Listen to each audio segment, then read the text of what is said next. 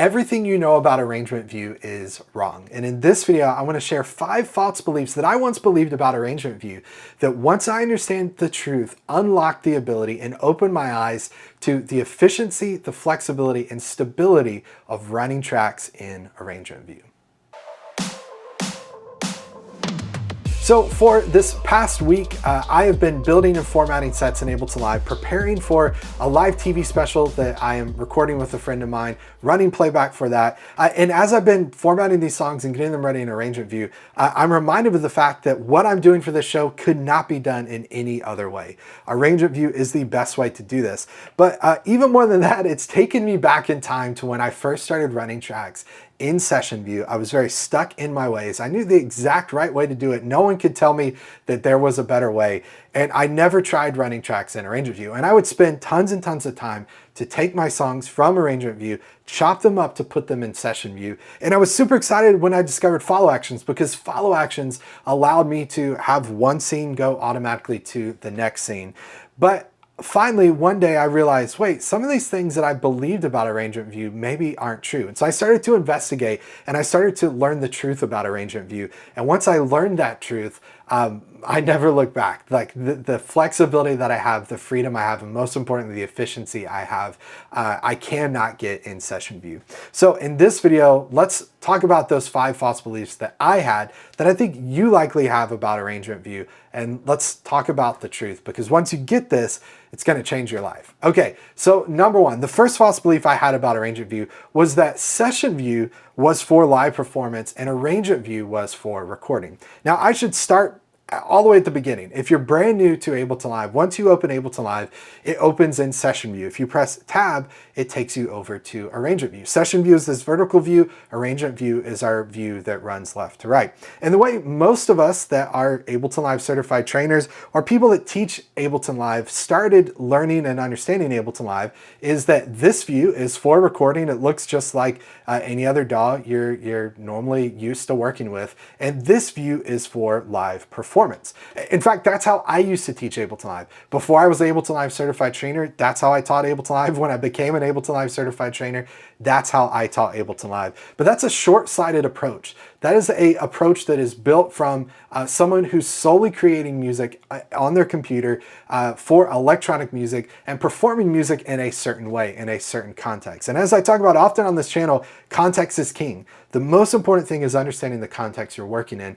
And if I'm performing on stage in a live looping environment, that is completely different than performing on stage in a linear playback environment. Here's what I mean by that. A live looping environment takes a lot of advantage of clips, firing and launching individual clips that will run for however long I want them to run. They'll run until I tell them to stop, and then combining those clips into scenes. A live playback environment, a linear performance environment, means I'm just working from left to right. Now, I still have the freedom and flexibility to jump around within that song. We'll look at that and talk about that in a moment. But that's a linear performance as opposed to a non-linear live looping performance. So again, when I first started teaching Ableton Live, when I became an Ableton Live certified trainer, I still leaned into this false belief that Session View was for live performance. It's our non-linear live performance view, and Arrangement View is just for recording. And again, like I said, that's simply not true. It all comes down to the type of performance you're doing. Are you doing a non-linear live looping performance? If so, choose Session View. Are you doing a linear playback type performance, which is what most of us do when we step on stage, play with a band or play songs on stage? Then you should choose Arrangement View. Now, the next thing, the next lie that I believed about Arrangement View, and I know a lot of you believe this about Arrangement View, is it takes too long to build a set. In fact, I do everything I can to watch every single tutorial I can find on YouTube about running tracks in Ableton Live, about using Ableton Live on stage. And time after time, I see people that are used to running tracks in Session View. This is the view they're used to. This is what they use. And they say, oh, the reason I use Session View is because it takes too long to build sets in Arrangement View.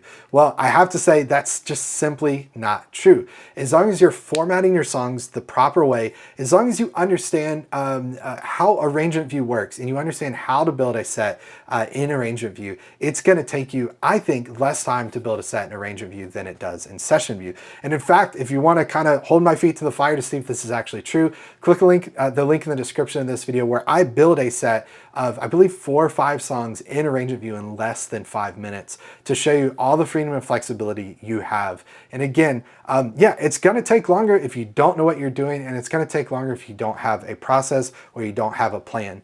The best thing you can do to save time in arrangement view, to do this in a way that's efficient, flexible, and stable, like I mentioned, is head to FromStudioToStage.com/template and download my free tracks template. When you do that, you can format your songs just like I have here that I'm using preparing for this Christmas special, this live recording that we're doing. You're going to be able to format your songs exactly the same way. And when you download that template, it's available for Live 9, Live 10, Live 11, and higher, intro, standard, and suite. Again, you're going to unlock the ability of arrangement view to have freedom and flexibility, stability, and in a way that is efficient. So the third lie that I believed about arrangement view, and I was actually fascinated to see that there were a lot of you that commented on videos recently that believe the same thing, was that arrangement view takes more CPU. This simply is not true. Arrangement view does not take more CPU than session view. The CPU usage between both views is exactly the same.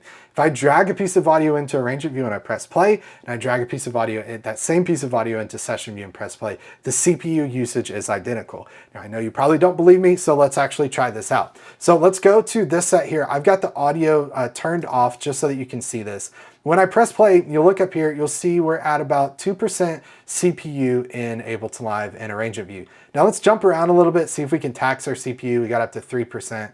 Okay, you can see we're there. Now let's go to our second song, because some people's theory is, okay, because there's multiple songs in arrangement view, the CPU is higher. Okay, again, we're getting up to about 2% CPU here. Let's go back to this song, jumping around. Okay, it looks like I saw 3, maybe a 4%. Now let's go over to session view, same song. I'm gonna trigger this song. Now it's a little harder to jump around and to jump around in all my clips at the same time, but I can at least go up to transport here and move this around quickly.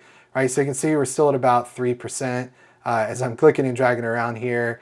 Skipping around my song, there's a 4. So you can see my CPU is exactly the same. In fact, if I just stop playing, I'm at 0% in arrangement view, I'm at 0% in session view. And I can trigger my second song here. Again, similar experience. Okay, we actually got that one up to about 4% this time as well too. But you can see the CPU experience in both views is exactly the same. And that's because Ableton coded both of these views to look exactly the same. So if you believe that using arrangement view takes more CPU, I hate to tell you, or actually I'm very glad to tell you, you're wrong. That's simply just not true.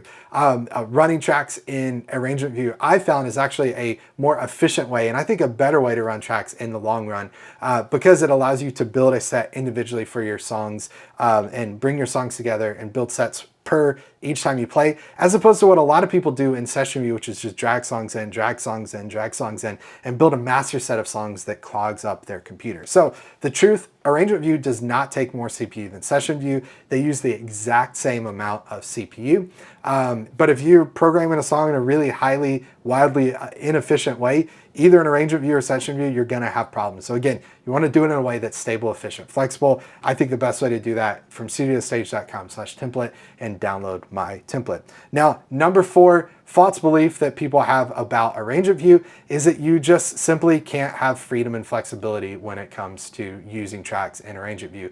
And that's not true. So let me take you back to actually this set that I'm using for this Christmas special. Now, because of the fact this is an artist material, I can't play this for you. What I am gonna do is leave the click going here. I just wanna show you though, in arrangement view, I can have as much freedom and flexibility that I want simply by just clicking on a locator and jumping to that locator. So I can repeat in time.